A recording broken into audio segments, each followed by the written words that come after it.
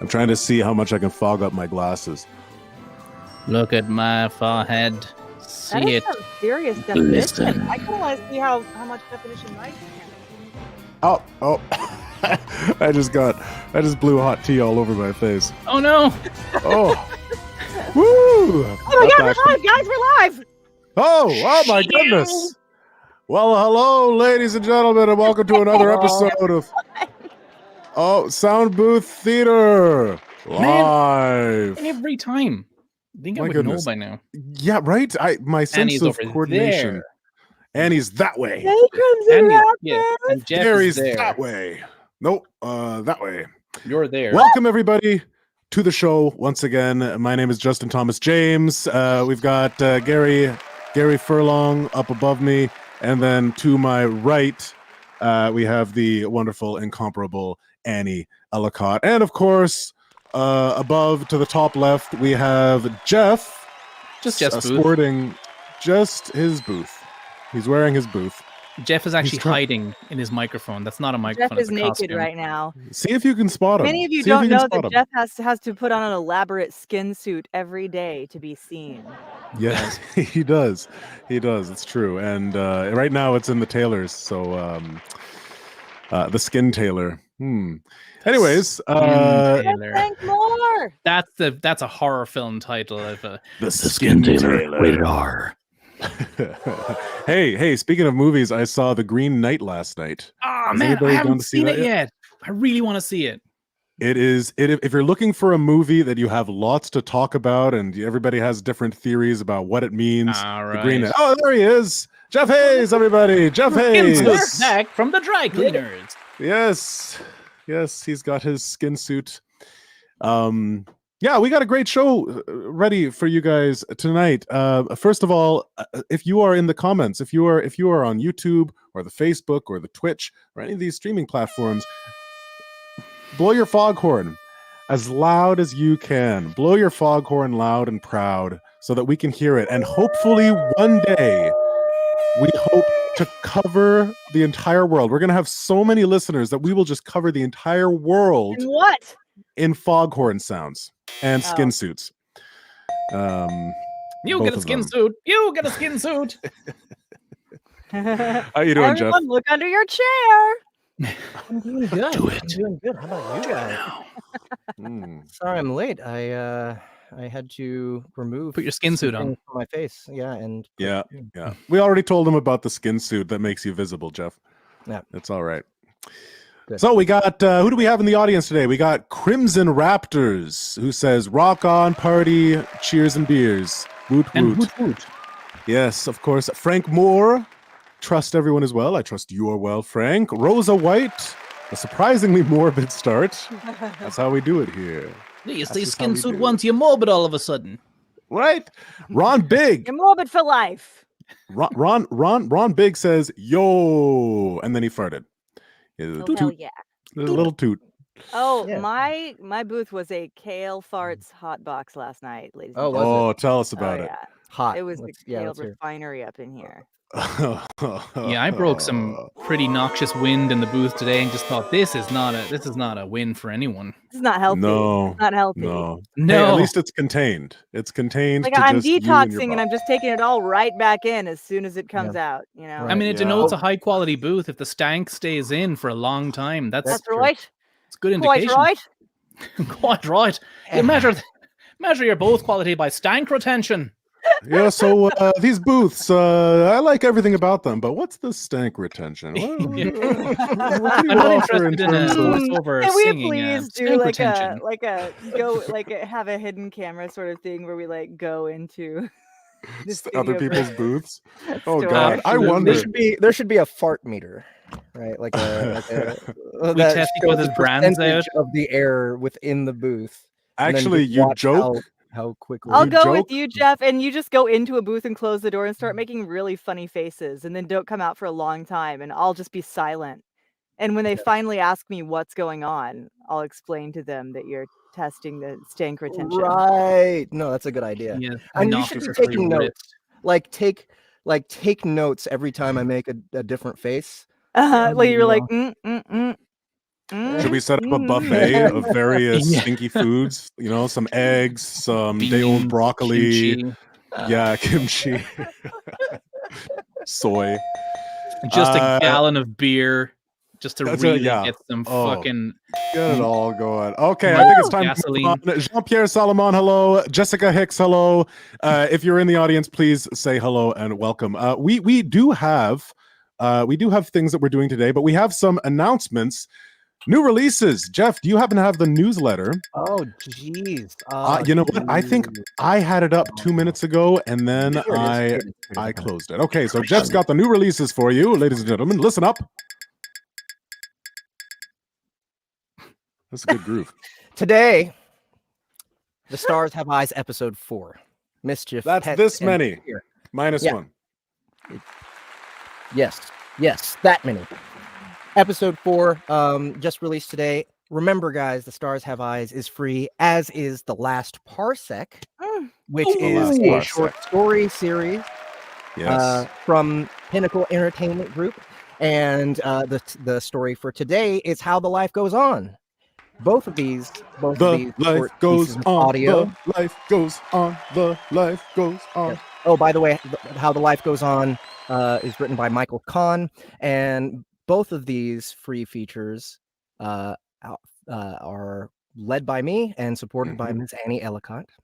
And then on the flip side, on the Audible side, we have Tales of a Norse Blood, which just Tales of a Norse Blood, Winter's War. This is book 3, and it I just tried to released... give a woot woot, and I punched my headphones in the ear, and it was really loud, and it hurt my knuckles.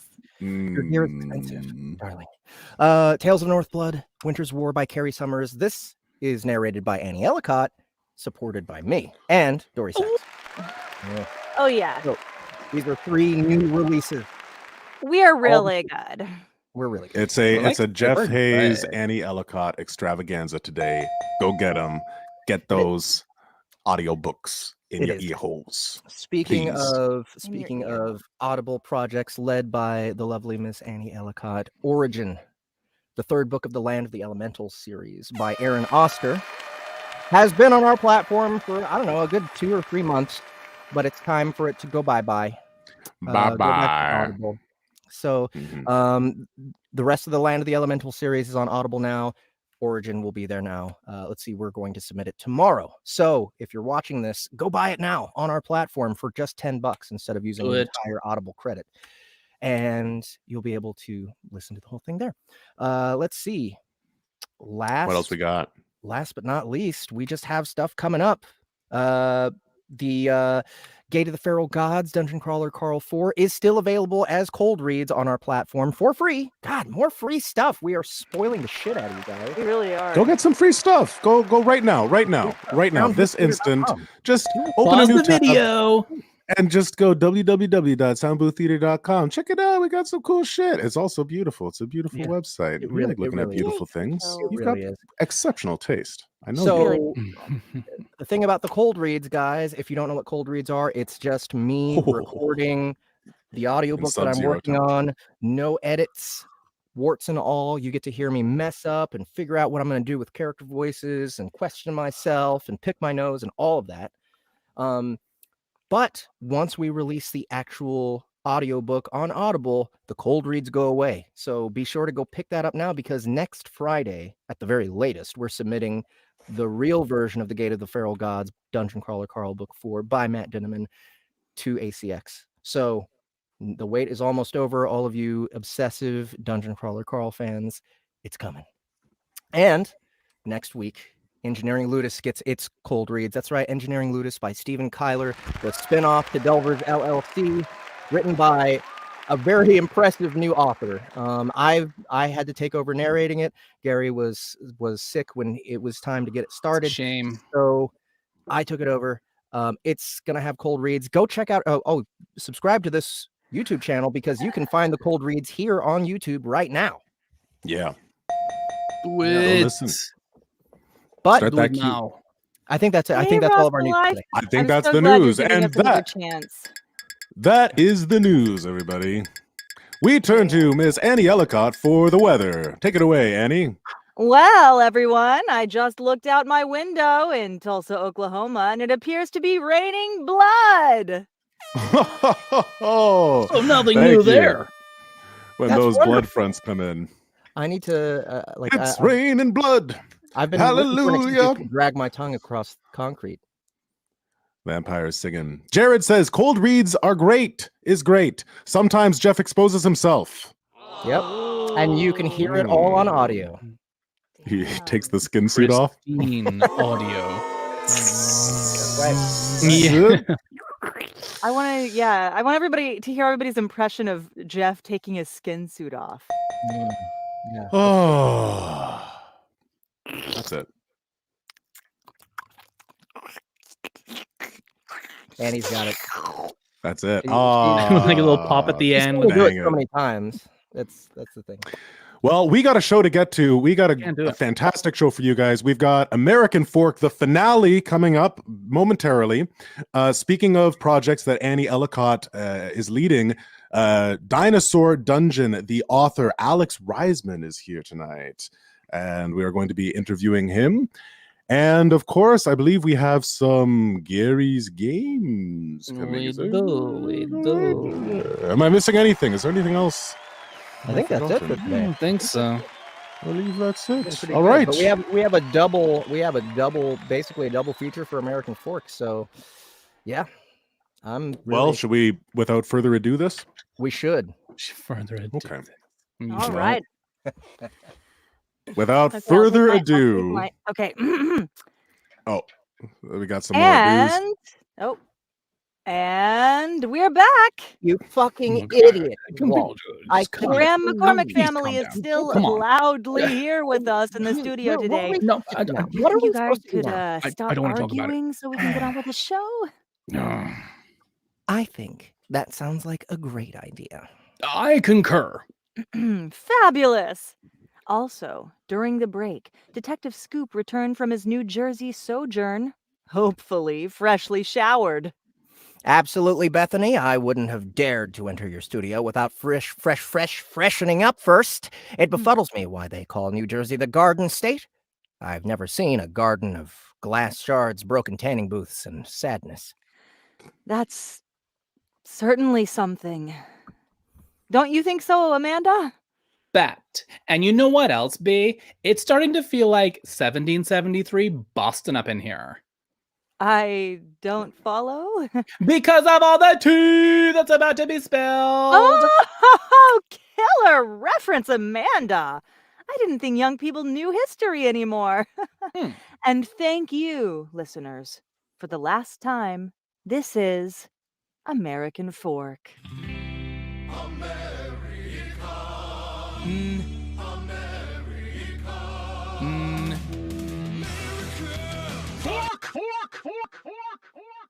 All right, a brief recap for any of you who got confused by all the hullabaloo before the break. I wouldn't blame you, fam. After Detective Scoop discovered that the mysterious owner of Tony's Pizzeria was Principal Melinda Graham here, we noticed some inconsistencies in what she and her employee, Mitt Pingle, previously told us. But before we could question Mitt, he disappeared. It's chill, though. Scoop Daddy was able to track him to the same town in Jersey where he had previously done mission work.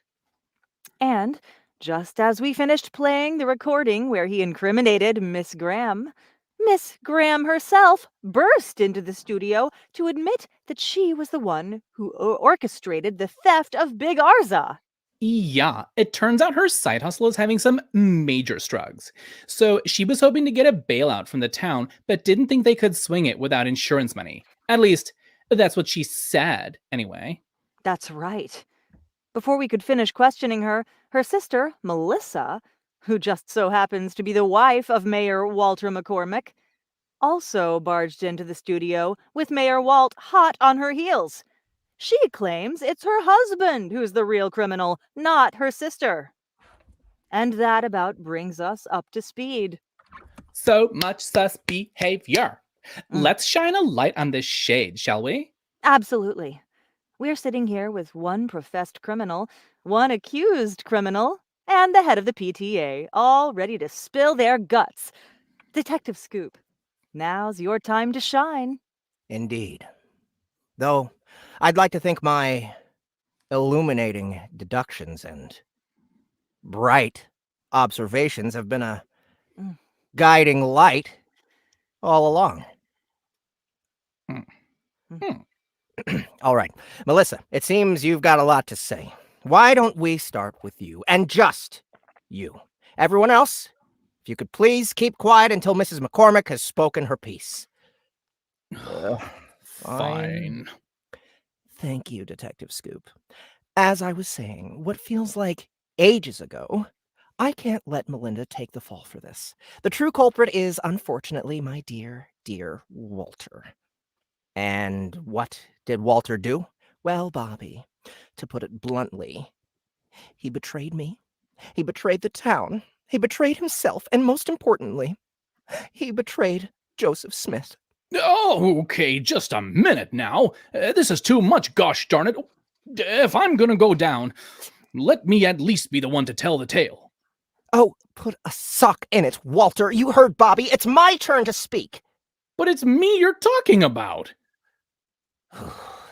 Fine. It's not like I'm unaccustomed to your interruptions anyway. Big yikes. Trouble in mayoral paradise. Watch it, young lady. Well, here goes. I suppose this is my confession. Yes, these moments are why I got into public broadcasting. Well, it all started 3 years ago. I was feeling a bit bored, tired of the drudgery of my everyday mayoral responsibilities. I was looking for some excitement, I suppose. A rush, if you will. Ah, I know the feeling, my long-term acquaintance. Tell me, what sort of rush did you seek? Anything to make me feel alive! Unfortunately, I found it in a most sinful arena, one fraught with temptation. It was a gambling ring.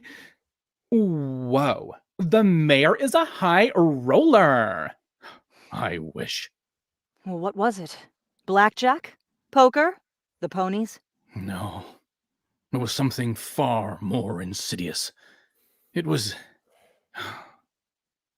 a hamster ring. You fought hamsters? You monster. I truly cannot even. No. It's not like that. It's an actual ring, like a racetrack. And they run around it, and we would take bets on which one would finish first. More of a race, less a fight to the death. I may have sinned, but I'm not morally bankrupt. Just financially bankrupt.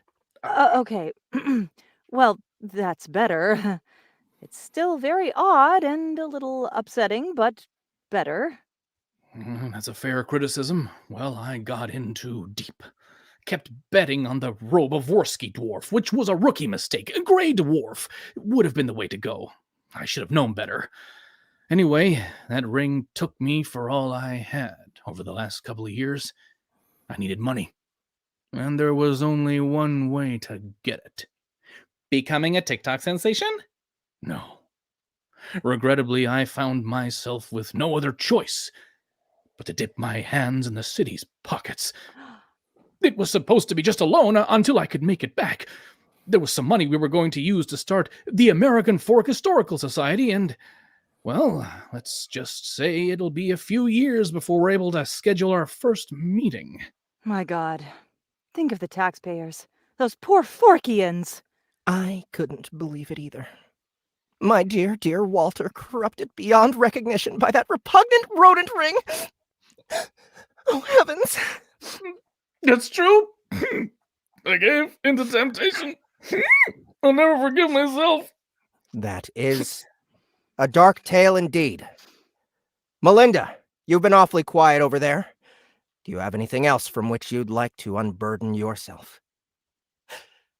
I suppose I've gotten used to taking a back seat when my sister is in the room. Hey, I'm just trying to help you. Oh. Fine. Thanks, sis. Wait, how about you let me take it from here? Yes, go ahead. Walt. I'll go back to sitting quietly in shame. Great. Let us know how that works out for you. Well, a few months back, Walt came to me and said he needed money. A lot of money. Those hamsters really had him spinning in circles. Oh, got him. I knew that was a good one. I couldn't resist. Anyway, all my cash was tied up in investments, so I initially told Walt I couldn't help him, but then he told me that if I didn't come up with the money somehow, he would make an anonymous tip to the press about some somewhat illegitimate practices we employ at Tony's. The plot thickens. Or should I say, the sauce thickens. Wait. I've eaten at Tony's. What are you doing to the food? Well, before the FDA got wind of it, we had been using unpasteurized cheese on some of our specialty pizzas. No wonder it's so dank. That's actually kind of epic and very European of you. It's a disgusting crime, is what it is. We're humble people from Utah. The last thing we need is influence from the French. Whoa, okay. Family drama really can come up in the most unlikely of places. Melinda, please continue. While I could sing the praises of raw milk cheese for hours, the FDA agreed with my sister. But, luckily for me and my business, Walt somehow made the whole thing go away. The FDA left me alone, and we continue to serve the best slices in town. So much deception. Walter, you got my sister out of a legal scrape only to blackmail her? How could you? Missy, can you please let me finish? I'm almost done, I swear. So we hatched the big Arza plan. We figured the money from the insurance claim would be enough to cover what Walt embezzled, and that would be it. And it would have worked, too, if it hadn't been for you and your infernal radio crew. This is a podcast, sweetie. Wait a minute! Jeff? That's right. The king of the fork himself is here, and you're gonna love this. Oh, I'm about to rub your faces in it. Sweet vindication. Jeff, what the hell is going on? Who let you in here? And don't forget about his partner in anarchy. Yeah, we all see you, Sid. Why are you guys here? Well, we had some information you rank amateurs may want to hear. Brought to you by our newest sponsor, Parent Jeans. Because no matter how lame your jeans fit, they shouldn't be gendered. Welcome to the future. Get on with it. That's right. We uncovered some fucking truth bombs, and we're about to light the TNT, baby! Sound guy, play our shit. That really isn't necessary, Evan. Do it, Evan. Do it.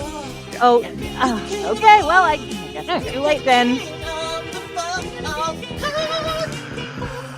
Wait until you hear this. You're all gonna rue the day RFA fired the one and only Jeff King. I doubt that. Listen up, everyone. And don't forget this news flash is coming from the king of the fork. I have it on good authority that... Y'all ready for this? Sure. Good. I happen to know that Melinda Graham is the owner of Tony's. Wow. Incredible. I know, right? Pretty amazing detective work. Take that, RFA. Jeffrey, my boy. Well, I hate to disparage your sleuthing. We did discover that particular tidbit over a week ago. Yeah, Jeff, that is some old ass tea. Hey, maybe that should be the name of your new podcast. Old ass tea. For real, Jeff. This isn't a good look for you. Yeah, well, I'd like to see you do better. Jeff, literally, everyone just confessed. Yeah, we're doing just fine. Well, You still haven't found what's his face? Kyle. Curtis. Right. That little shit. Actually, Jeff, we have. Oh, hey, Teresa. When did you get here? Oh, I've been in the booth the whole time, just like always. Oh, whatever. It's time you all know the truth about our dear friend Curtis. To help me tell it, I've invited some special guests to the studio today. Jesus, more people? I believe you all remember Blaze and Koosh, the two whippersnappers from the big city. Not these hooligans again. Yes! What up, fam? No one says that anymore. Unless they're washed up millennial. Got him. Now, you kids be nice to each other. The truth is, Evan and I found the man you all knew as Curtis Landers waiting tables in Park City weeks ago. But he goes by a different name now, one you wouldn't have heard. Oh? And what name is that? Jack Nicholson. Oh, like the actor? Yeah, even I know who that old dude is. I'm confused. So Curtis goes by Jack Nicholson now. Is he a big fan of The Shining or something? He didn't get to pick the name. It's the one they gave him. The one who gave him, good woman. Whitpro, duh. She's right, I'm afraid. Curtis is currently in the Witness Protection Program, and I couldn't tell anyone out of fear for his safety. Yeah. Dude used to run Cave from New York to Philly for our soon-to-be ex-stepdad until he turned state's evidence. We recognized his picture right away. So you mean to tell me that our production assistant was smuggling drugs from one major city to another on behalf of a drug kingpin? I don't know about kingpin. The feds took down the whole ring last week in like 5 seconds. Hey, maybe that means your boy can come home. Ooh, that would just make my summer. Okay. Then he flips on this guy, gets put in witness protection, and just so happens to get placed in the same state where we were investigating Big Arza's disappearance and the stepchildren of the man he turned on are currently living? Stranger things have happened. Name one. So there really was no connection between Curtis's disappearance and Big Arza's disappearance? Not unless you count coincidence. I do not. Yeah, but B. We still solved the disappearance of the Big Arza and accidentally uncovered embezzlement, blackmail, and an FDA violation in the process. Yeah. What? No. Give me a minute. Just say it, Jeff. You know what? I Okay. made a new friend. Oh. Sid. Yeah. Right? Oh, we know, Jeff. We know. So after that huge revelation, what happens now? I know. Flash forward! Good afternoon, RFA listeners, and welcome to the American Fork Where Are They Now special. We are coming to you from our home studio in Philadelphia today, and may I just say, it's great to be back in the city of brotherly love. Or should we say sisterly love? What up, sis? I'm joined in studio today by my new permanent co-host, Amanda Waverly. I had a career glow up, you guys. She sure did. But we aren't here to talk about ourselves today. Nope, today we're going to take you on a journey to somewhere mysterious and yet familiar. We're going back to American Fork, Utah.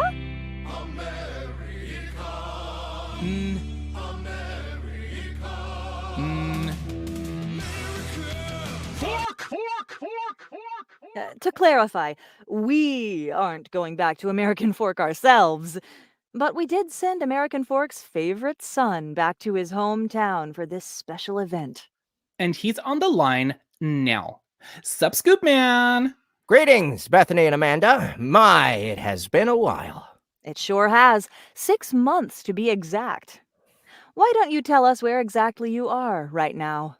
Well, Bethany, I'm currently standing on the side of Route 74 where disgraced former mayor Walter McCormick is picking up trash. That's right. I'm cleaning my spirit and this highway in one fell swoop. For the citizens! And may I just say how well this orange jumpsuit suits you? That's mighty nice to hear, Bobby. I do appreciate it. You could definitely say I've fallen on some tough times. After the final episode of American Fork aired, it didn't take long for Johnny Law to catch up with me. At least my trial was speedy, and for that I thank the good Lord. That's about all I've got to thank him for these days. Yes, I did hear the news about you and Melissa splitting up. Tragic. You can say that again. I do understand it, though. When we got married, I promised her 8 to 10 kids, not 8 to 10 years of hard time.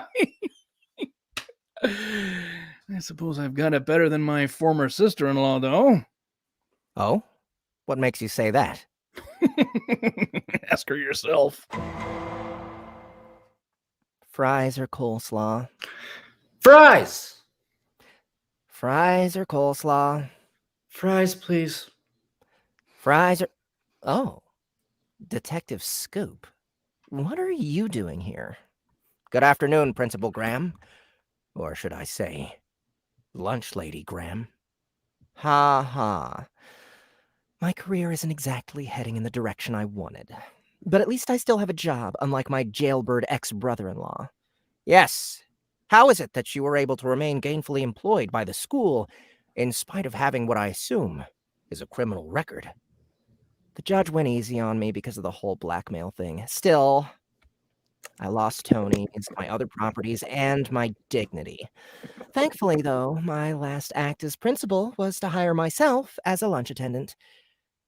It's not much, but at least it's an honest living. Are you hungry, Robert? The cheese is pasteurized. No. Thank you, though, Melinda.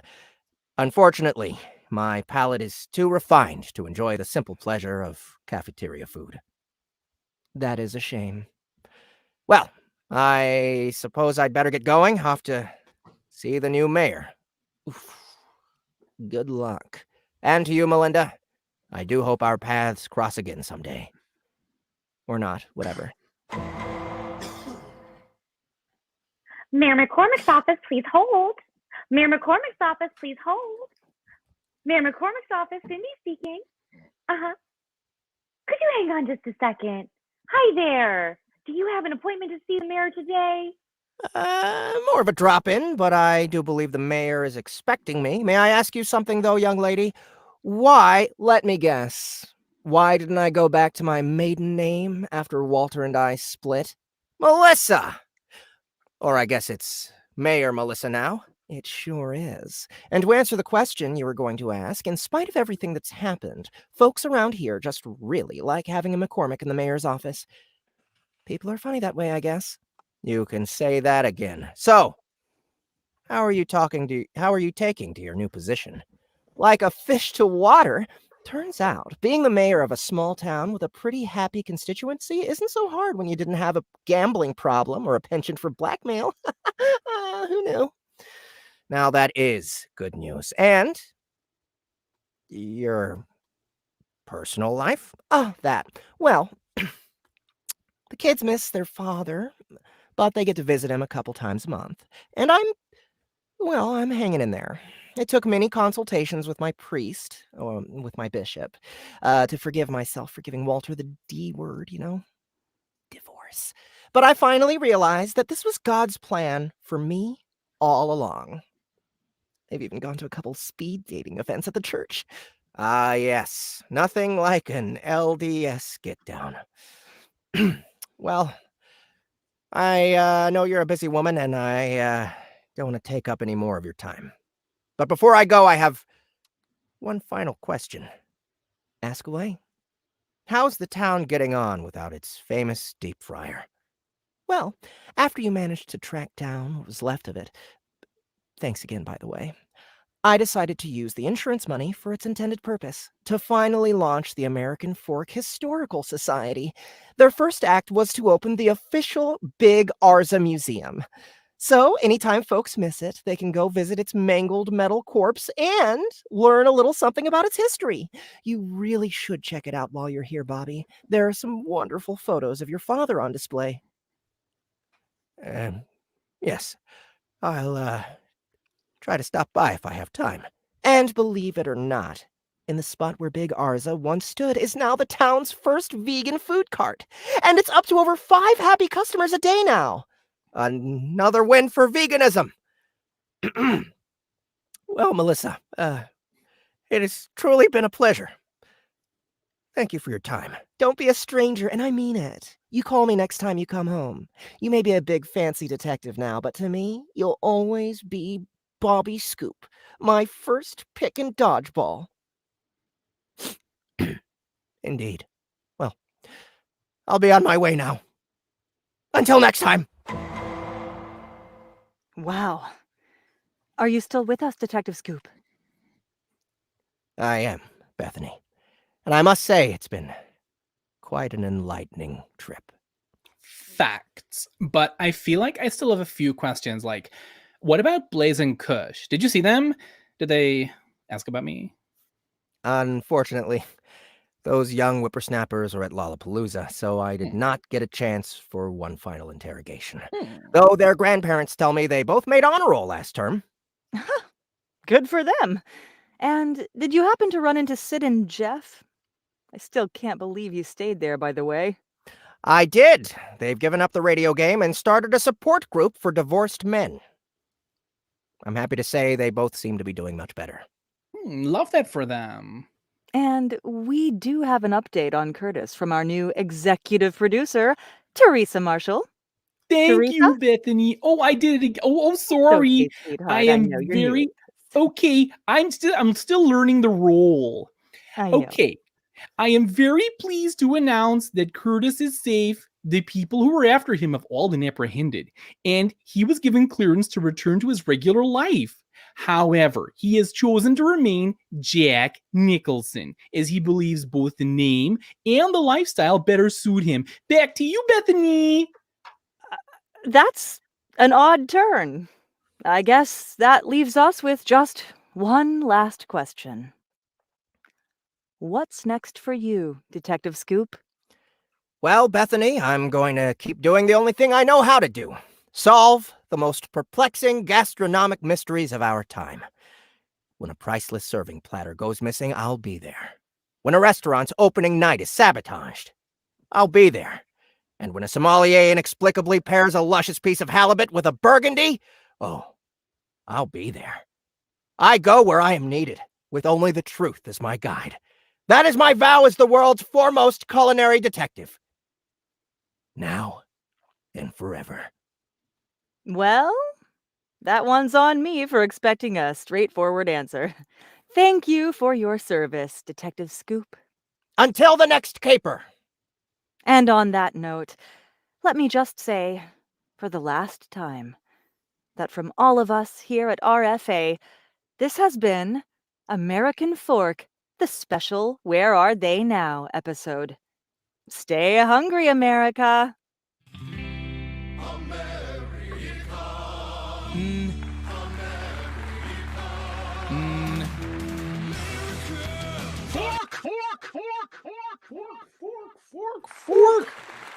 Fork in hell. Oh! Yay! Good job. Nice cameos. Excellent.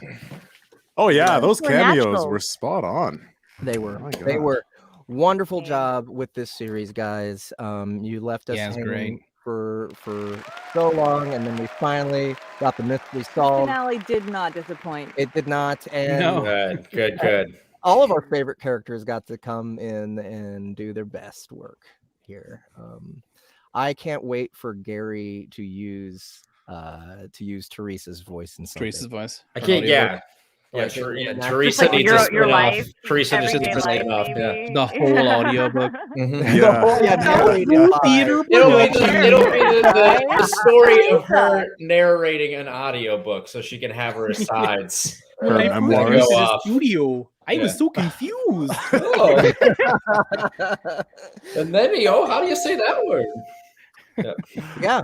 So, guys, how does it feel to be finished with this series, writers?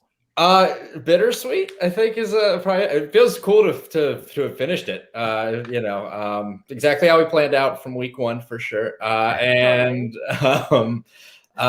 yeah, it'll be. I mean, it's good. I'm gonna miss writing some of those characters for sure. But it was really, really fun to do, and I love that we went. I mean, we were just like, all right, let's just kind of blow out everything with the finale, which was super fun. So yeah, we'll miss writing it, but we'll keep writing some other stuff related, so it'll be fun. Yeah, well, I'm looking forward to anything you guys bring in. Anybody else have any questions for Ian and Emily about this series? Where did you get the idea for a hamster ring? Because I like Ian has to answer y'all that. didn't see, but like I broke down laughing when we. Thanks. Ian came up with that, but I was the one who researched the breeds of hamsters. Yes, Emily got the breeds. I was like, in my head, I was like, all right, well, like, I was like, maybe he'll do something actually sinister. And then it was like dog fighting ring. But then it was like hamster ring, and mostly for the joke, because it was like, I was like, all right, hamster is funny because like it's not fighting to the death. It's literally a ring that hamsters run around. So I was like, yeah, I did that. That just worked. And it was just hilarious. But it made sense with Walt too, and the rest. It definitely does. Yeah. You know what would be really great is if it wasn't like a track that goes around, but if they were all on their own wheels. And that's what I'm envisioning. The wheels like actually like raise a flag like on Mario, you know, like when yeah. But the wheels are and that actually in powers a ring, the electricity so they're trying to to the run historical towards each society. other. See, like I would do that though. Is there something ethical, like ethically wrong with this? I feel like the hamsters are having fun and getting good. Hamsters are going to be running around on those wheels, you know. Well, in any case, it's the gambling. It's the gambling. Okay, so we're all hamsters on wheels, all right? Ethically okay. So we're good on this as a team. We all agree. As long as hamster they're wheels. everything you do in life is a gamble, you know. It's all just a bunch of different shades of gray, really, you know. My search history this week is great because it was breeds of hamsters, highways in Utah, and what was the other one? Oh yeah, positions in the Mormon Church, which apparently I still didn't get right because Annie came in with the save during rehearsal. But the Utah it's been a weird week for my search history. Yeah, they're on to you. Yeah. Right on, guys. Well, thanks again so much for bringing this live show to us. Sure. And by the way, anyone who's missed any of our Soundbooth Theater Live episodes, go check out our YouTube channel. You can find all of the American Fork segments separated out and ready to watch in a series. And you know, there's going to be some characters that get played by different actors sometimes. You know, we couldn't always fit everybody into the schedule, but I think we did a great job. I'm actually kind of debating going back and watching it myself, like now that it's complete. I mean, Ahmed or Richard, how long do you guys usually take to segment out and post all the segments from each episode? Yes. 1, 2, 3, 4. 4 days. 4 dings. 4 days. Okay. 4 hours. Oh, okay. So yeah, cool. You guys just watch out. The very last episode will be posted as a segment in its own playlist. So not the one episode in its own play. The entire American Fork series will be in its own playlist. All right. So yeah, if you guys are curious how the rest of this show went, go check it out, man. It's really a lot of nothing happening, and then a lot of fun doing in a hilarious way.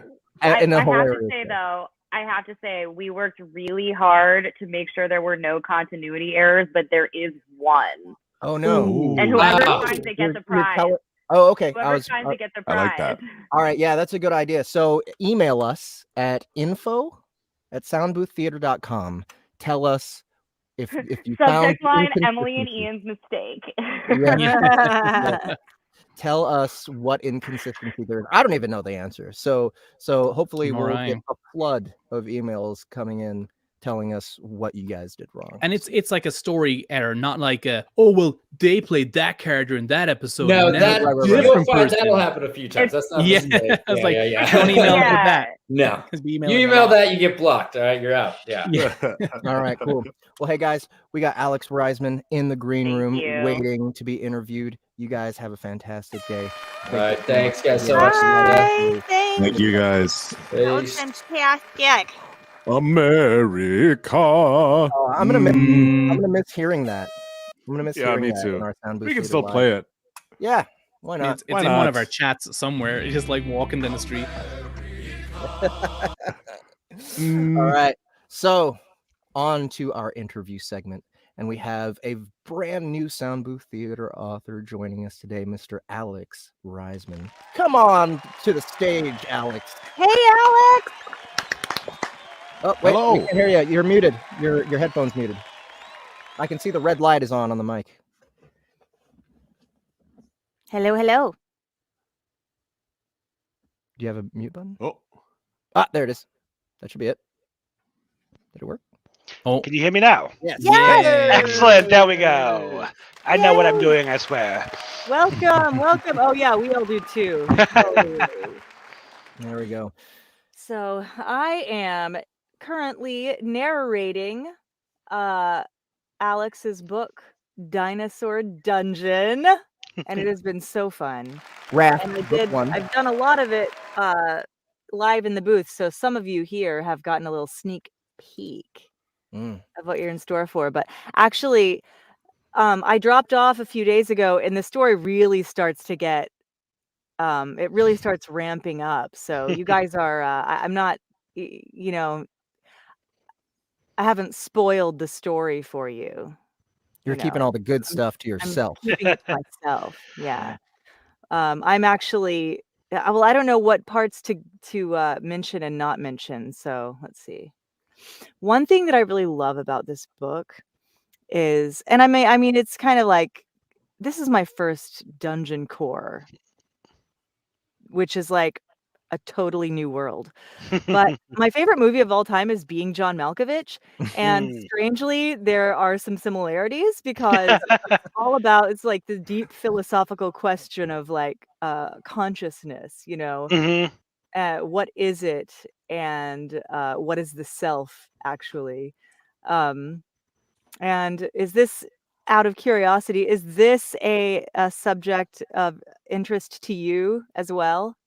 Is this partially why you're drawn to Dungeon Core? That is part of it, yeah. Just the idea of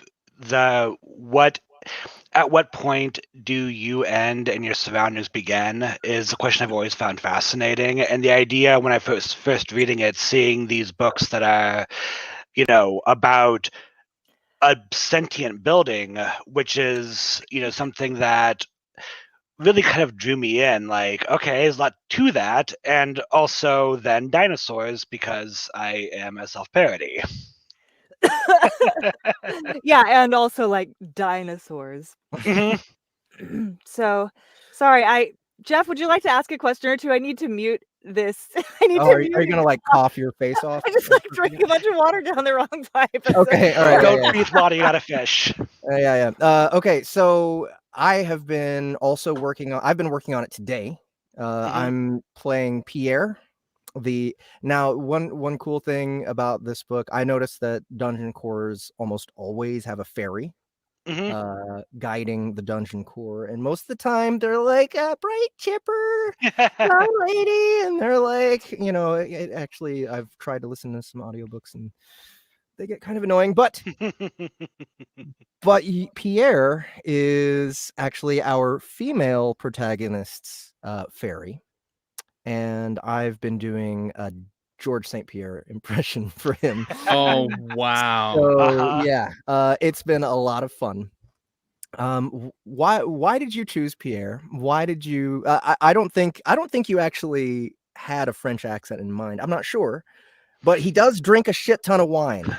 So what's the story behind this character? Okay, so this book went through, like a lot of times, a couple iterations before I actually got to where it was right. And Tira and Pierre both went through several iterations as well while I was doing that. Like, originally this book had a post-apocalyptic theme, and it was going to be a raid dungeon, and there was like several different things I was kind of playing with. And I was doing a bit too much at once, so I kind of decided to simplify. And so I was writing, and I realized that the core was not, in fact, a guy, because that's what the original draft had. I realized that she was Tira, and so like, okay, so I gotta do that. I need a name for the fairy, and I like the two main characters being of different genders, so we can have that kind of interplay. So I needed a name, and I just went with Pierre. And I was talking to another friend of mine, and she's like, "So he loves wine?" I'm like, "Yes, he does."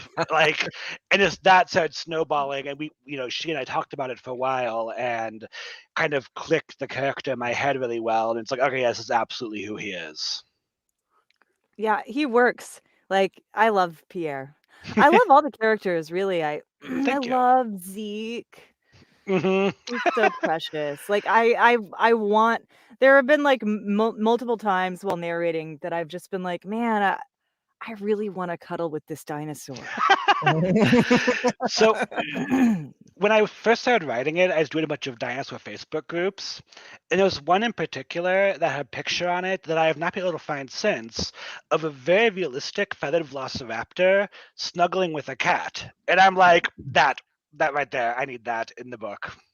And we just got from Jessica Hicks, Yowl is the best character. So yeah, exactly. And like a dinosaur cat duo. I mean, like the interactions are just like endless. Like you could just keep writing and writing and writing these books forever, and like the cute interactions between Zeke and Yowl would like never run dry. Yeah, I've considered doing like just a bonus thing that was a short story that's just, Zeke and Yowl have an adventure on their own and just go out and do their thing. Oh my gosh, you so need to do that. You need to at least have like a montage, like just a little like, yes. I'll take as much of that as you want to dish out personally. Now, you have Yowl is really a very let's say a believable cat, you must have some inspiration for Yowl in your personal life. I do. I have my cat, Loki. And I was literally, when I was writing that book, and I added Yowl, and I was trying to figure out the name as I was writing, and it was behind me, my cat just lets out this long I was like, oh, okay, that's the name right there. Because I hadn't given him attention the past 15 minutes, which clearly is a terrible abuse. That's really, oh God. I can't believe you're admitting that on air. I know, right? He's actually behind me right now, asleep on the floor. Is there a way that you can like? Can you like show him to us? Hey there! Oh, hi, look at him! Hey! Hi, Loki. Hello, Loki. Oh, look at the camera. Boop the snoot. Hey. Boop the snoot. Let me go in for the boop. If I can get the camera to hold without falling. There we go. Snoot boop. Oh. He booped the snoot, everyone. He booped the snoot. Please don't forget to like and subscribe to this video. Let's go on that positive momentum. Actually, I just want you all to know that Dinosaur Dungeon is actually extremely plot driven, and there's a lot of action in it. Like, believe me, the book I could have done the entire book about adorable dinosaurs, but I had to, have plot, characters, action, all that stuff. But really good dinosaurs, like. Yeah. So there are some classic dinos in there, and then you'll find that there are some there's a little bit of poetic license taken, right? And absolutely. So I think for dinosaur lovers, it'll be fun to spot like, is that real or is that poetic license? And there's a place where you can check it out, right? Yeah, add the appendix at the end because. All right. Right. Yeah. Yeah. My current dinosaur education has been supplemented and refreshed by a video game called Ark. Yes. Oh yeah. And okay, so shut up. It's a good game. So all right, I've only ever encountered the Deinonychus in Ark. I've never heard of Deinonychus before that video game. I still don't really understand what the difference is between a Deinonychus and a raptor. So Deinonychus is a dromaeosaur like a raptor. Really, it's just Velociraptor. Just a matter of scale. A lot of people who were big fans of Jurassic Park would say that the raptors in that movie were classified as Deinonychus, although that's not entirely actually They're accurate. Utah raptors, weren't they? Yes, thank you. Someone who knows, because people always say Deinonychus. It's like, no, that's a Utah raptor. Velociraptors were about turkey size. The Deinonychus were probably the size of a Labrador retriever, and then Utah raptors were actually like Jurassic Park raptor size. Gotcha. Okay, so it's a scale. Yeah, it's a scale of size. Because in the video game, Deinonychus are just like absolutely psycho, super fast, and I don't even understand like how you're like. I don't even understand how you're supposed to tame them.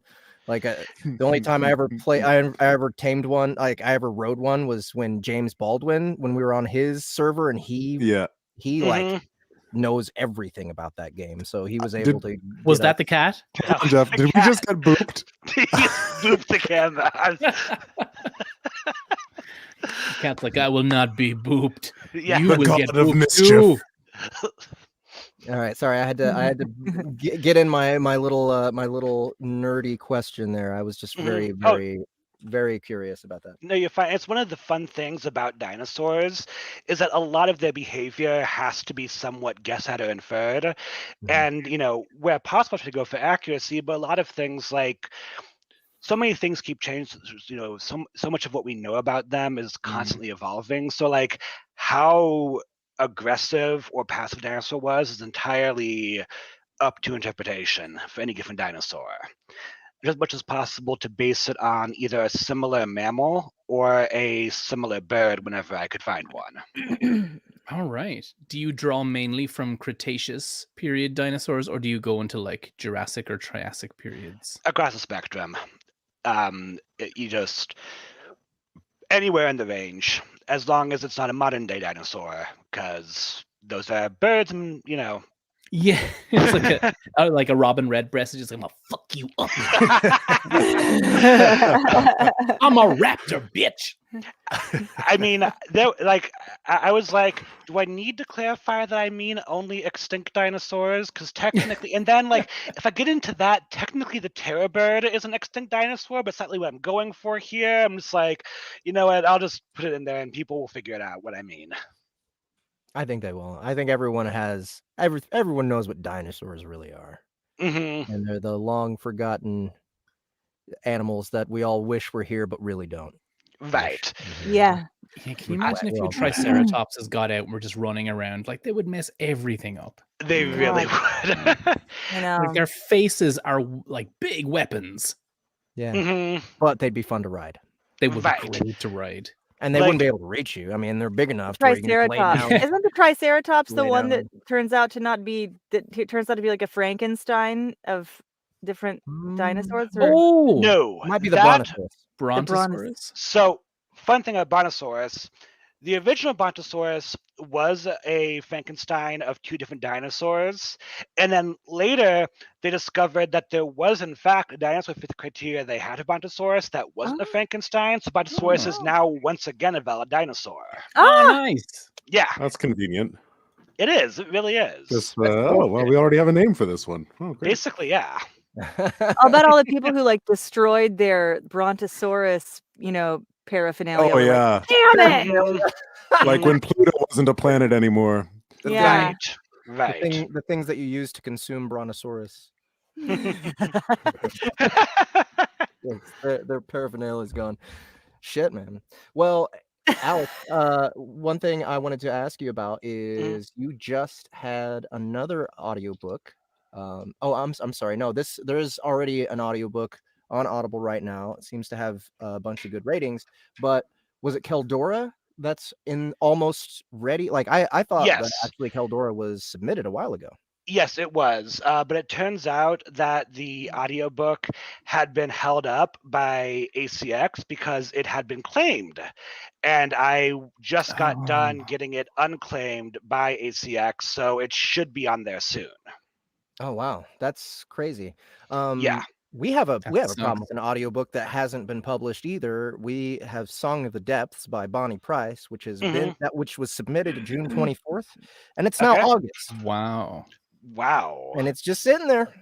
And no word or anything? I emailed him. Nothing. No answer. So I don't know what ACX pretty does. wishy-washy. It's weird. So do you know who claimed your book? It says it was me, and I had ages ago because I was doing the initial editions, but then I went through a production company for it, and I removed it from there, but they said I never did, even though it wasn't on my screen anymore.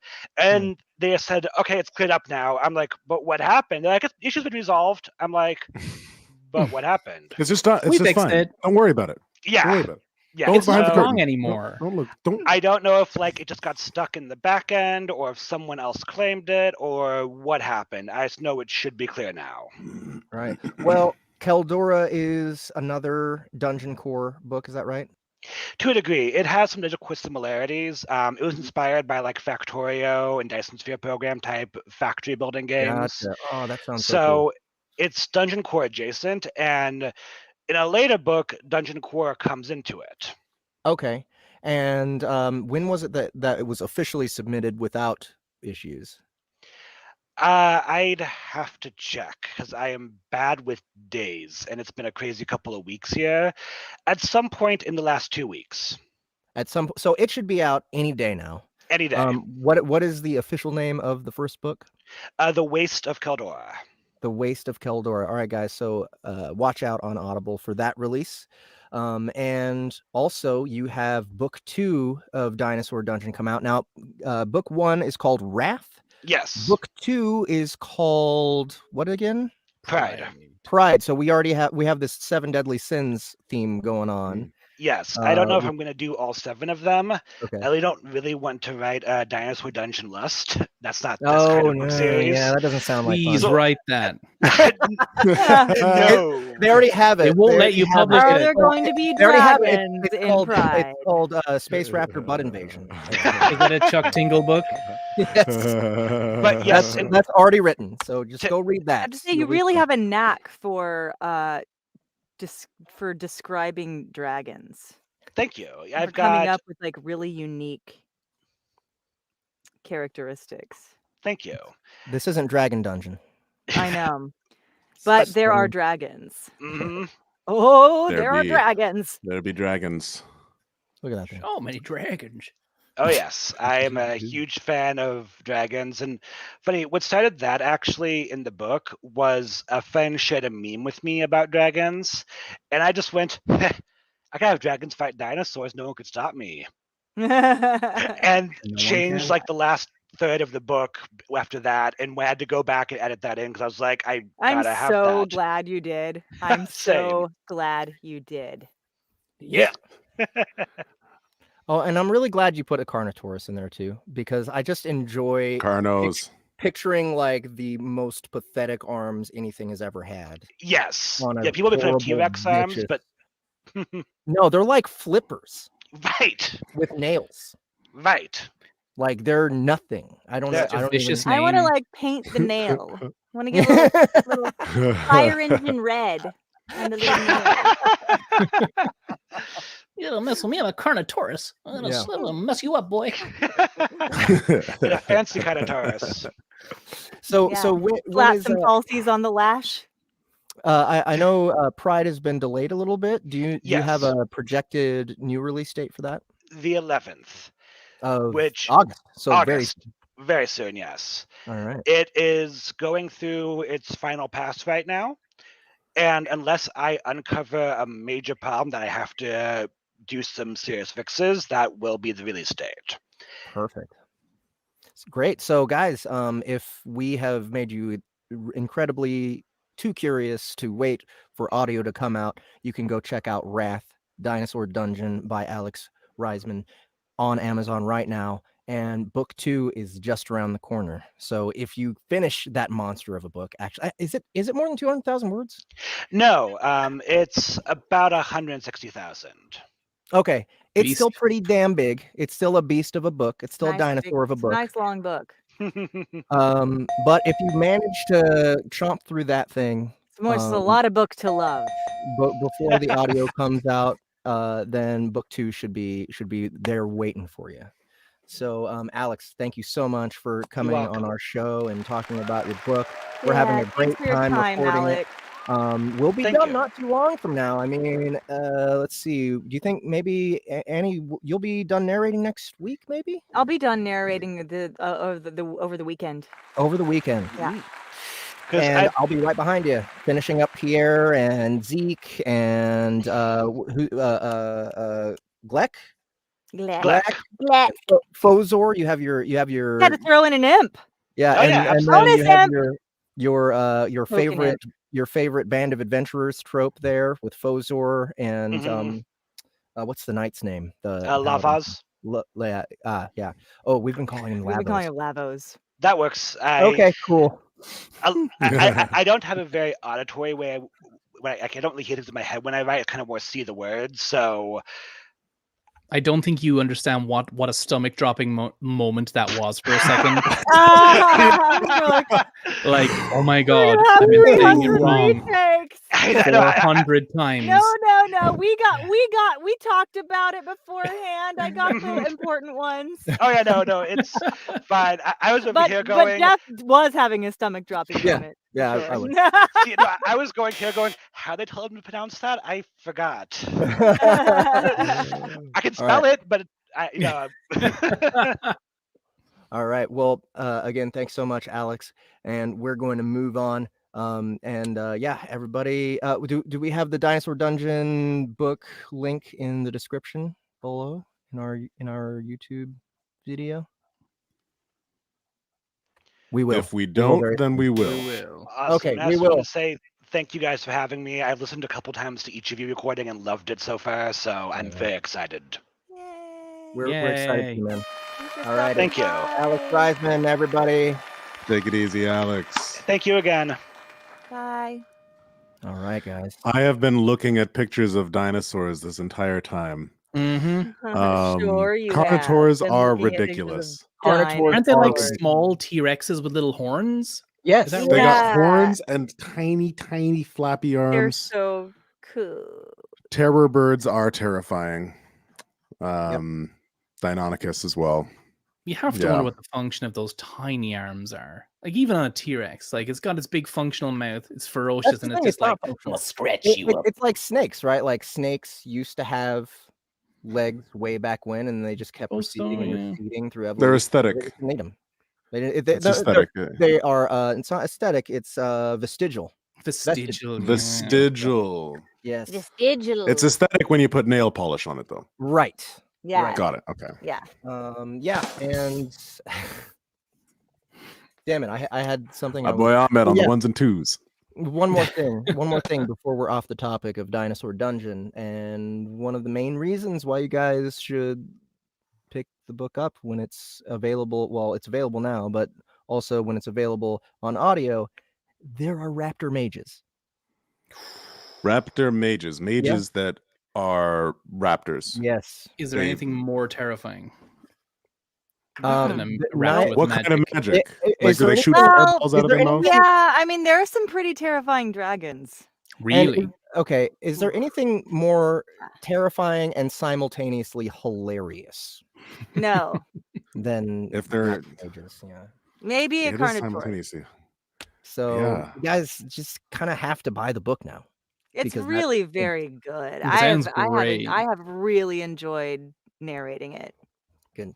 And I was like, oh no, I have to narrate this dungeon core and I'm not going to know how to do it. And I was like, really like kind of dreading it, but I've actually had a great time. It's been a blast. Yeah, me too. Me too. All right. Well, I good book. I already kind of knew what Dungeon Core was, and I was ready for it. I was actually looking forward to You're it. up for the challenge. And I was up for playing GSP. I mean, come on, man. Any excuse to do that. Just to do that voice. Yeah. So fun. I'm not impressed by your performance, you know. All right, guys. Gary's games, I think. Oh yeah, let's Les do jeux it. de Gary. So Commercials with a twist. Yeah, if you've been watching maybe the last time I was on, we did play this game. I've changed it up a small bit. Okay. So the basic rules of the game, I have 3 D20s here that you can see. Ooh. Oh my god, because I've got the green Oh, screen RPG? on, this is actually green. But it looks Oh, like really? the color of that's cool. the window. No way. Anyway, so yeah, I have 3 D20s. I will roll all 3 at once. We will have to sell a thing with a weird addition and in the style of something. And just play. Do that. All right.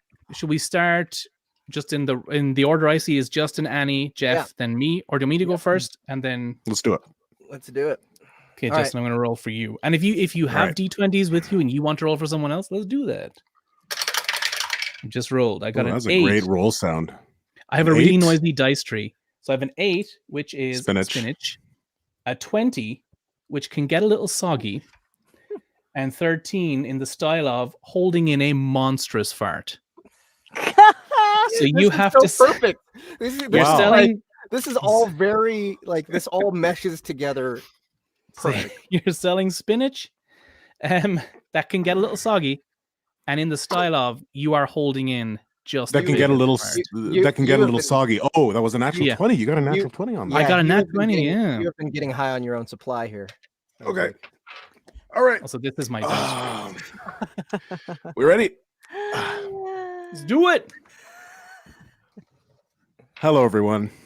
My name is Justin from James Farms up in Canada. We grow a lot of great things up here. We grow lettuce. We grow broccoli, all the greens mostly. But I'm not here to tell you about those things. I'm here to tell you about spinach. Special spinach, not just any spinach.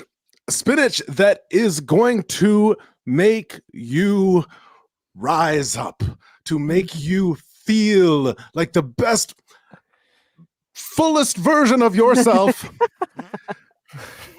That 1 minute. It's really green, and there's something about it. It's not just any ordinary spinach. We grow it in just a pool of water, and it wilts a little bit, but not in a bad way. Like a really helpful way that feels good in your stomach, really good in your stomach. It does all the right things to your body. Okay. I think we're gonna buy it. Okay. All right. Am I scorekeeper again? Did you actually take off? Was that you actually exiting? That was me taking chair off at the from end. the velocity of your fart? Yeah, Jeff, you keep the scores. That was a good ending. It was actually quite a fine performance. Thank you. I believed it. I was feeling very uncomfortable. I think I might have been holding in a fart, to be honest. It's just these days, when you get to your 30s, kids, things strange. Yeah. I'm going to say that deserved at least 25 points. 25 points. Anybody have? No, I like it. I'll take it. Okay, cool. All right, I'm rolling again. Am I going for Right, Annie or it's Jeff? Annie. I think Annie? it's Annie. Okay. Yeah. You got it. Okay. So we have a 14, which is going to be Soundbooth Theater's audiobook platform, which is an 18, which is dishwasher and microwave safe. In the style of number 4, a very sad person trying to sound happy through their tears of pure, unfiltered but filtered sadness. So, do you need to go over that again? It's actually quite a lot. All right. I'm just getting into character. Don't mind me. Hey guys. sorry. I'm fine. I'm fine. I just wanted to talk to you about something that's really, really dear to my heart tonight.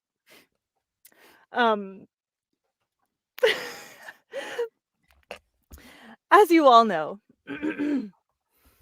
I work for Soundbooth Theater, and we have recently made this really great website. It's really good. It's better than mine. It's better than my website. It's better than mine.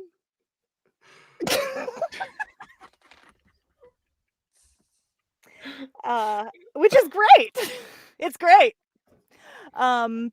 There's a link to it from my website. So, you might stop in at my website just to, because you can find your way to Soundbooth Theater there. Okay. All right. But, all right. but I haven't gotten to the best part. Oh, okay. Okay. It's dishwasher safe. All right, I was about to dock points there, but then you saved it at the end.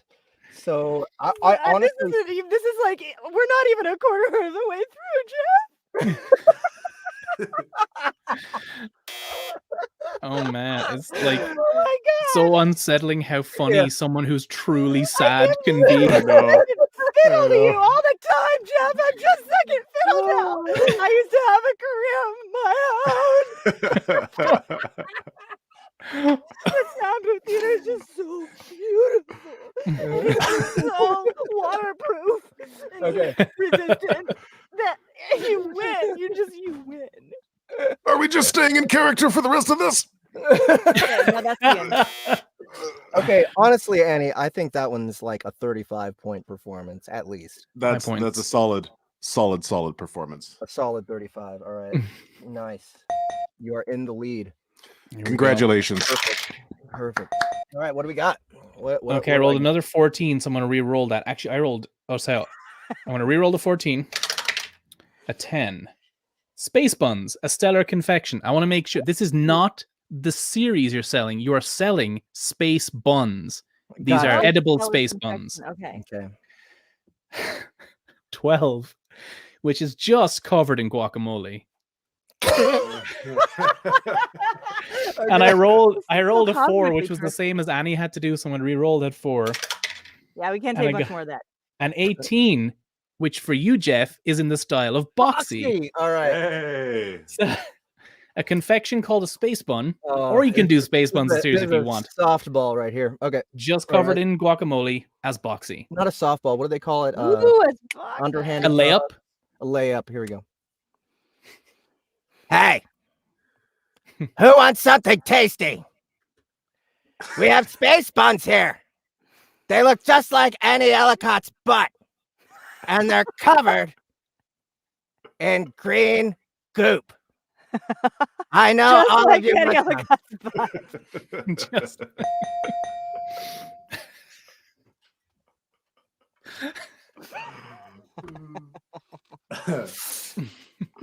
We all know you all wanted to bite into that before.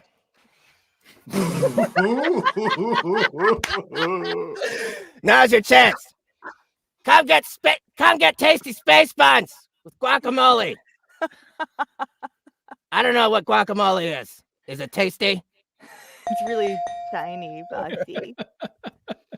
Oh, boxy. That was great. I can't That's for really myself. good. That's really good. It's Excellent. full And it points, was whatever short, full points short and is. sweet and to the point, you know. Yep. Yeah. What do we got for points on this one? I can't give them to myself. 50. I'm gonna say a crisp 50 is good. I think. Yeah. That's Yeah. 50. Jesus. 50. All right. Full Wow. 50. Yeah. I'm a roll from a sip. I mean, you kind of cheated by talking about my butt, but you still, Well, you know, it still works. anytime your butt is added into anything, it makes it better. So it's It adds a good 10 points right off at the least, bat. at 5 least. per Right. bun. No joke. I rolled 2 natural ones in a row. What? Hey. So I'm selling shoes, good ones, which are smoother than butter, and a number 8, and I'm way too intense about it. Okay. So I'm just like, all right, hold on. I know how to do this. Way too intense about it. I love it. Hey, you want to buy some shoes? I got some really good shoes here, man. Okay, they're good ones. You put them in, like, you can tie them, you can lace them up, you can slip that foot in smooth as butter, man. I'm gonna tell you, when you're running, you're not even gonna feel like you're running. You're gonna feel like you're fucking floating. Do you understand me? You're gonna feel like you're gliding. Are you on ice? You don't know. You feel safe like you're on the ground, but you're floating, man. You're gliding. You're not slipping. This stuff is this is the real shit right here. You understand me, man? These shoes are good, real goddamn good. Let me tell you right now, you gotta buy them. Go buy them right now. They're smooth. You can eat these shoes. You want to eat shoes? Yeah. You ever heard like eating old leather? This is not like old leather, man. This is smooth. This is edible when you eat it. It's durable when it's on your foot. Okay. These are fucking good shoes. Okay, ma'am. Damn. Oh my God. I am so creeped out and impressed. Wow. My favorite combo on a first date. Gary. Just creeped out and impressed. This is Gary. Okay. Like, I gotta pick you up for our say. date. Damn, it just keeps getting better and better. This one's worth at least 45. I'll take a 45. Oh yeah, the extra visual effects alone. Visual effects popped up. I would give it a 55. Oh yeah. You want 55? Ooh. Justin, what do you think? Yeah. 55? Yeah. I buy 55. All I'll right, take that number. Sweet. Yeah. Do we have another round in us? They're edible, man. They're buttery and edible. Let's do another round. Okay.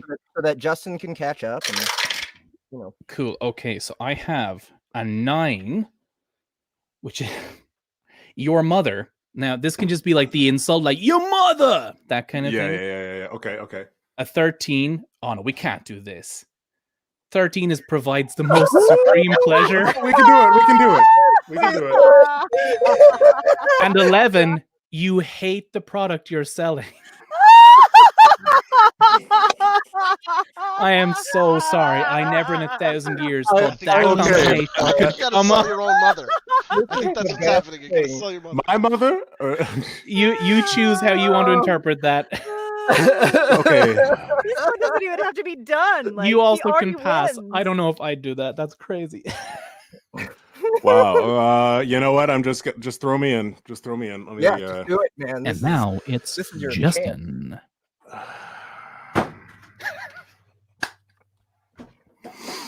Y'all have mothers here?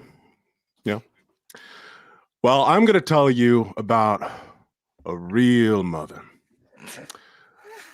A mother who buys you shoes that are really way too slippery. But they're good. They're good still, right? Right? That's what you want me to say? Yeah, that's what you want me to say? Okay. All right. What about a mother that buys you spinach? Spinach. Wet, rank spinach. You got mothers that do that. Your mother does that. Yeah. Okay. What about a mother that gets you Annie Ellicott's butt lathered in guacamole? What tells you that is a good birthday present? I tell you. Does this bring you pleasure? Would this bring you pleasure? I'm asking you, mother. I'm asking you. Thank you. Okay. All right. Justin, Oh, man. can we give Justin 60 points for that I think one? we can. Because, like, I think you took it in a direction I did not expect there. Me neither. The attitude was fucking on point. Yeah. Nice. All right. Okay, Annie. So we have a 3. Ooh, Gary's birthday's next month. Woo woo. Hey. This is just a shower head. What the? We've already done 18 dishwasher safe and microwave safe. We've actually done Shower showerhead. head. That was dishwasher and microwave safe before. That was Have one of we? Yeah. Last time Annie. And I rolled an 8. It's fucking broken. Okay. And a 2. A real friendly pigeon. So you're selling style a of a shower real head, friendly which is pigeon. fucking broken, as a real friendly pigeon. Okay.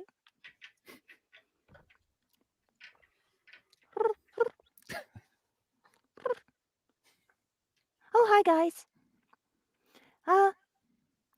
Boy, have I got a treat for you.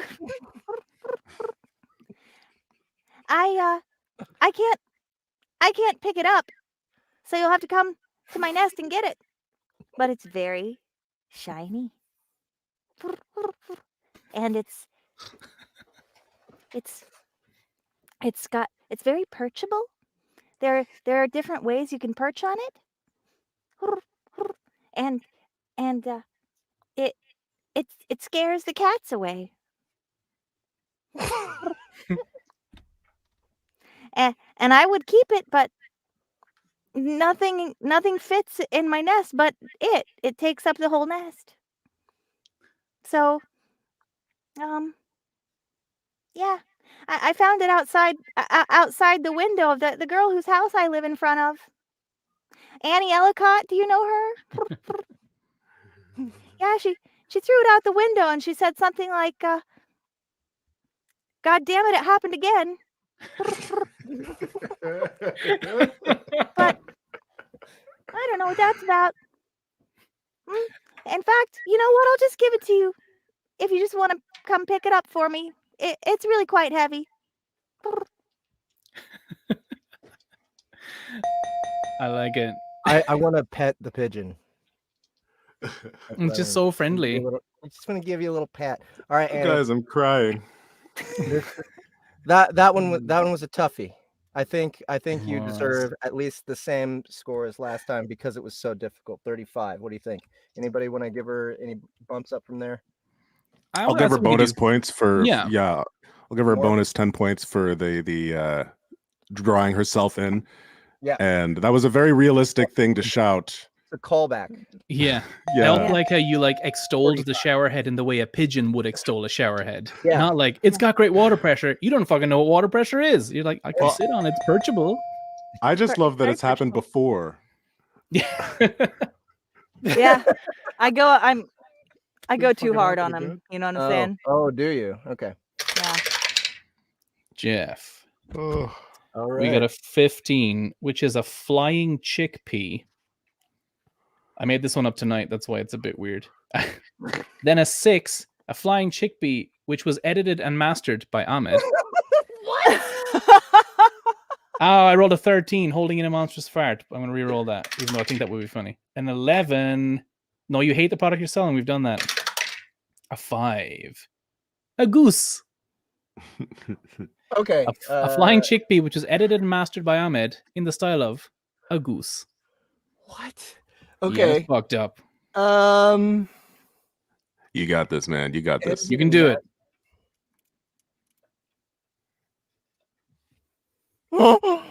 Where's the sea salt?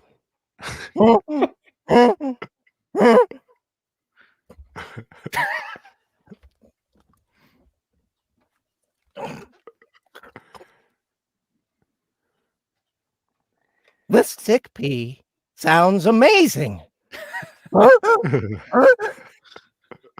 It's been cut together flawlessly.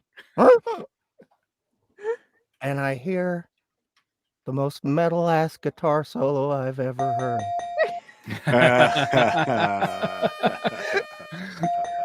Very nice. I don't know. All right. I don't know how else. I will accept points for effort. What do you? I mean, how does one do that though? Like, I mean, lay it on flying chickpea.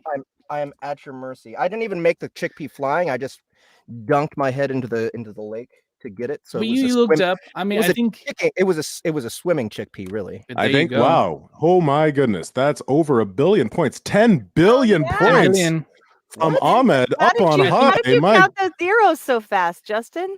I don't know. I don't know if I did it properly. I just kind of guessed. Yeah. Ahmed, I mean, can't count wow. them. I get lost halfway through. I really need the commas. Come on. Me too, but I guess not. I'm going to agree with this is a power I have. With Ahmed. That's amazing. 10 billion. Is it 10 billion? Thanks, Eddie. Points. I feel like that's an inflated. I think that is 10 billion. I feel like maybe you guys that's 10 billion. Are doing some. I mean, hey, this isn't from me. If it were up to me, I'd give you 35. But this is Ahmed from up high. He's donating. Ahmed's the power that be. These points. I'll give you 37 and a half. I mean, for making anything out of a really Actually, that goose noise at the beginning, non-starter.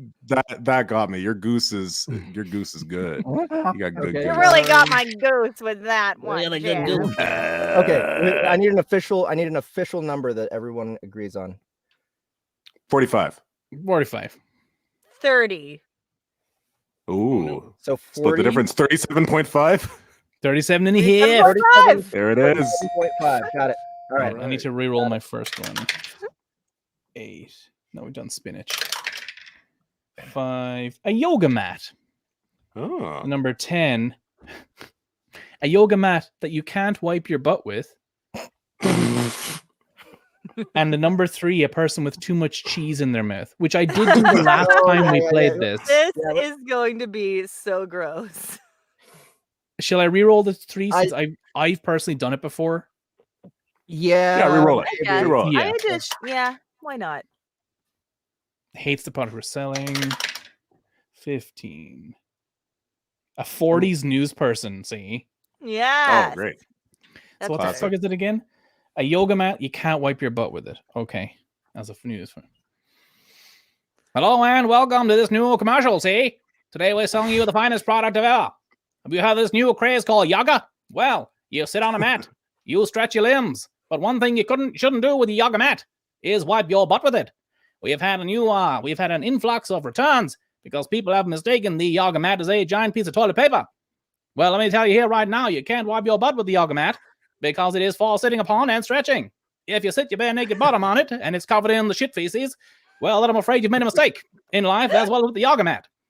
So, if you do want to return your shit-covered yoga mat, I would take a second, reflect, maybe clean it, and understand that you've misused the product. That's not our fault, see? We're not going to honor that return. You're not getting a refund if you wipe your butt with the yoga mat. That's all I got to say on the matter. 100 billion points. 100 points. Yeah. Oh, God. 100. Okay. Somewhere between 100 and 100 billion. Yeah. I think the next time we play this, 100 and 100 billion. we should be allowed to re-roll because some of them, like the boxy one was just like, oh, because it's tailor-made for Jeff, say, or even that one, like that's an easier one to do than say a fucking chickpea as a goose. Yeah, it's true. That was Sometimes mastered by Ahmed. yeah. Like it's not the same medium.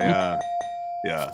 So we can. There should be like a difficulty, like each one. We're like, okay, that's tough. You that's start tough, out but with that's like 30 points, and then you're building on top of it from there, or something like we that. all start with inspiration, and you can choose to use the inspiration to re-roll if you wish. I like Yeah, that. we need like a points. Yeah, a way to buy re-rolls. Yeah, for sure. Okay. Oh yeah. So buy a re-roll? Annie, you said 100 billion. Obama. Puppets. Justin, you said 100. Ahmed I said say- puppets. Okay, I say 150. So I'll take the puppets. I would really like a so nice. maybe let's split the difference and say 300. 300. 300 points. I mean, none of us are going to beat Gary. Jeff with 10 billion. Yeah. Yeah, I that's don't true. have- 10 I billion don't and 37 and a I half. don't have 10 billion. I have. Oh wait, was it supposed to be 10 billion? I think he 37 and a rolled half? 10 billion, 37 and a half. 10 We had a billion, 37 and a half. and everyone was okay. Ahmed's got those points. He's just rolling in those points. See? Okay. All right. Well, it's time to do some math here. Justin makes off with 85 points. Not bad. All right. But Thank you. Thank you, everyone. Annie makes off with 80 points. So Justin. Oh. The laugh track. I have 10 billion 87.5. One of the comments down here is, why so serious about the points? Are they your salary? Yes, they are. Yes, they are. All This is how we get paid at Soundbooth. I can eat this week. Gary is Gary and I are neck and neck. Gary is at 355. So I just barely squeaked by with the victory here on If this it weren't one. for Yeah, the it was a billion. It interference was of our close. benevolent dictator, I think that Gary would have probably won in a landslide. He might have. Yeah, No. I think so. No. I think so. There was a little bit of favoritism in there, but you know, no contest is without its eccentricities. That's life. It's life. That's life, Gary. I think that You the will come real up with MVP here is Peter Griffin's right nipple. I think the real MVP is Annie's Did butt. any of you actually Annie's see butt as this well. hidden in the corner today? Oh my God. His nip was just out about here, but now he's gonna. Did you like my nipples? All right. Oh well, I think that is our show, Peter. Oh look, I can't. Oh, whoa. Your hand got cut off. What happened? Okay. That's our show. That was Gary's games. Whoa. That was one of my favorite of Gary's games. That was a good one, guys. It's a fun old game. We need to get Harlan back here for another one. Yeah. He was really good. But of course. So like we need like Harlan and Justin in this motherfucker with the rest Yeah. of us. We can't be in the same place at the same time. Oh, right, you're the same person. I forgot. Yeah. Yes. Trying to keep that on the Yes, down we are. low. Yeah. Oops. We're the Canadian. There's only one of us up here. Right. That is the show for tonight. Thank you all for coming and hanging out with us. Please like, subscribe, share this video. Look for all the replays of all our other older stuff. Look for when we post all the segments. Don't forget to buy individually. Origin tonight. Do last chance to buy it on Yeah, top of the theater. Guys, check it out. Last chance. And Buy it.